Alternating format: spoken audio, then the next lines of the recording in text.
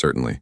Here's the full story with all scene headings removed, creating a smooth, cinematic short story narrative without structural interruptions. The late afternoon sky was the color of bruised steel. Rain slid down in slanted sheets, soaking the cracked sidewalk and pooling around Isabel's worn-out sneakers. Her thin hoodie clung to her skin like wet paper, her breath visible in the cool air. She stood before a wrought iron gate at the end of a long manicured drive. On the other side, a mansion loomed like something out of a movie. White columns, massive windows, and enough lights to make it glow even in the gray storm. She stared at the intercom panel, her reflection barely visible in the wet metal. "You can do this, just ask. The worst they can do is say no," she whispered to herself. She pressed the button. "Goldridge Estate, state your business." Isabel hesitated. Her stomach growled audibly. It had been nearly 2 days since she last ate anything more than a pack of crackers. "Hi, I don't want money or anything. I was just wondering if I could clean something, anything, just for a plate of food. I can mop floors, clean windows, scrub toilets. I don't care." A long pause. "You're asking to work for food?" "Yes, just one meal. I'm not trying to cause trouble." Another silence. Then the screen above the panel flickered on, showing a grainy camera view of Isabel, drenched, shaking, clearly exhausted. The security guard on the other end muttered something inaudible and leaned in. "Wait there." The intercom went silent. Isabel looked up at the gates, wondering if she should turn and leave.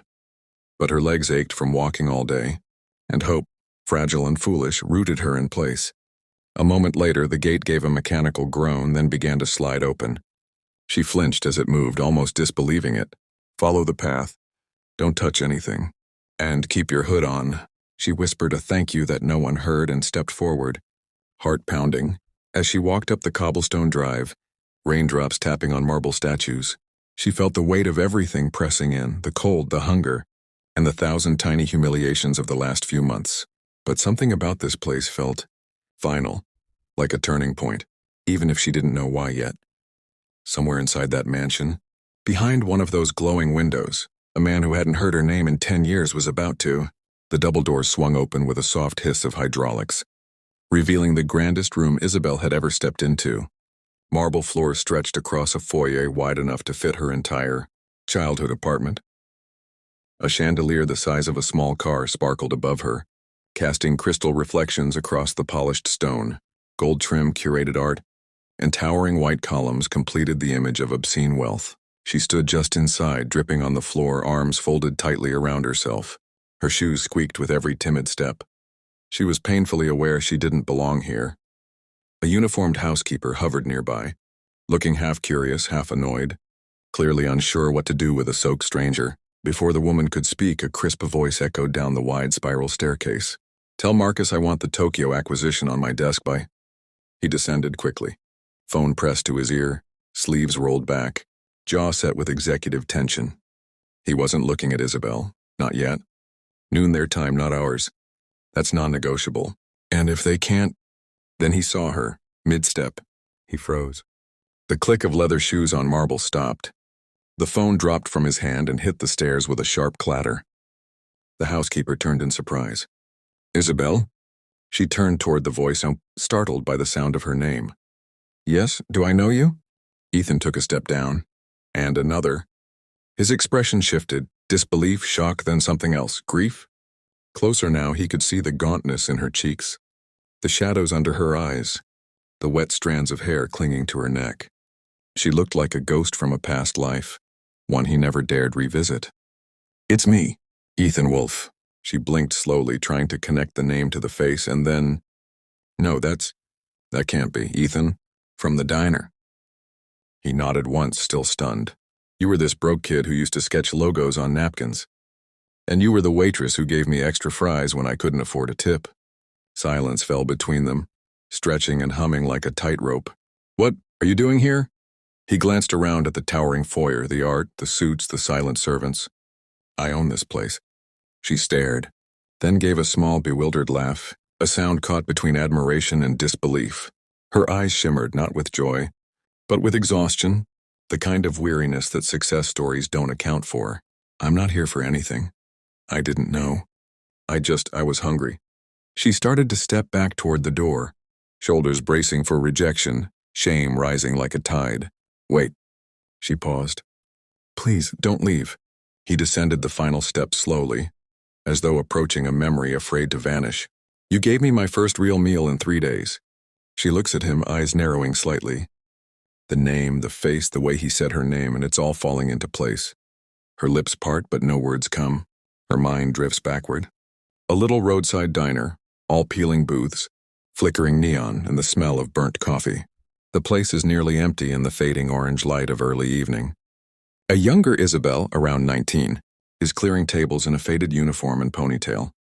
Her face is tired but kind. A booth in the back is occupied by a skinny young man with messy dark hair and a second-hand blazer. His notebook is open beside an untouched glass of water. His eyes are sunken, and he keeps nervously glancing at the door, as if someone might kick him out at any moment. You've been nursing that water for an hour and a half. You okay? I'm fine. Just sketching, waiting for someone who probably isn't coming. She glances down. The notebook is filled with logos, business plans, and a rough outline of what looks like a tech startup. You some kind of CEO? Someday. She nods, unimpressed but amused. Then her gaze softens. She notices the hollowness in his cheeks, the way his stomach audibly growls when he shifts in the seat. You eaten today? He looks embarrassed, tries to smile it off. I'm between meals. She disappears into the kitchen. A few minutes later, she returns with a grilled cheese sandwich, fries, and a cup of soup, all steaming hot, all off the clock. Don't worry about it. It's on the house. I didn't ask for. I know, that's why it means something. He stares at the food for a long beat, then at her. Why? Because someone did it for me once. And because if you ever do become a CEO, promise you won't forget who fed you when the world didn't care. He smiles then for the first time, not cocky, sincere, like someone just handed him more than food. Back in the present, Ethan and Isabel are both quiet. The silence now is thick with memory. You remembered that? Every damn word. He gestures toward the nearby parlor, inviting her to sit. But she remains still, arms crossed, vulnerability hiding behind a brave face. I wasn't expecting some emotional reunion. I just needed food. You gave me kindness when I had nothing, and I forgot to look for you when I finally had something. He pauses, regret flashing in his eyes. I didn't forget you, Isabel. I forgot how to find you. She looks away, blinking hard. Her stomach growls again, betraying her. Let me feed you this time. The mansion's kitchen is nothing short of spectacular. Sleek countertops, top-of-the-line appliances, and the faint scent of rosemary and garlic lingering in the air. But despite the luxury, there's a quiet warmth here, the kind that doesn't come from marble floors or designer cabinets. Isabel sits at the Long Island counter, a clean towel wrapped around her shoulders. She's still damp, but the hot plate in front of her is sending up fragrant steam. Roasted chicken, vegetables, and fresh bread. A meal fit for a queen, or someone who hasn't eaten in days. Ethan stands across from her, leaning lightly against the island, watching her. Not like a man observing a stranger, but like someone still processing. The impossible fact that a ghost from his past is flesh and blood again. She picks up the fork slowly, almost reverently. The first bite is small, the second hungrier, the third ravenous. For a while, neither speaks. Just the sound of rain outside and silverware against porcelain. You know, I almost didn't come to the gate. I stood there for 10 minutes trying to decide if it was worth the humiliation. You walked through the storm. That doesn't sound like humiliation to me. That sounds like courage. It didn't feel brave. It felt desperate.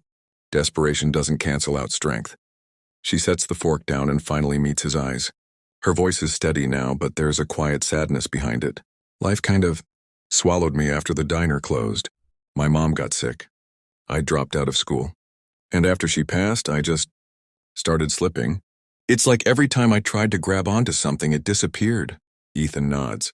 He doesn't interrupt. I never thought I'd end up begging for food. Not like this. You're not begging. You're surviving. There's a difference. He reaches down, pulls a slim folder from the drawer beside him, and slides it across the counter. She stares at it. A guest house on the property. Fully furnished, rent-free, comes with a job and in my foundation. Admin work, flexible hours, full benefits.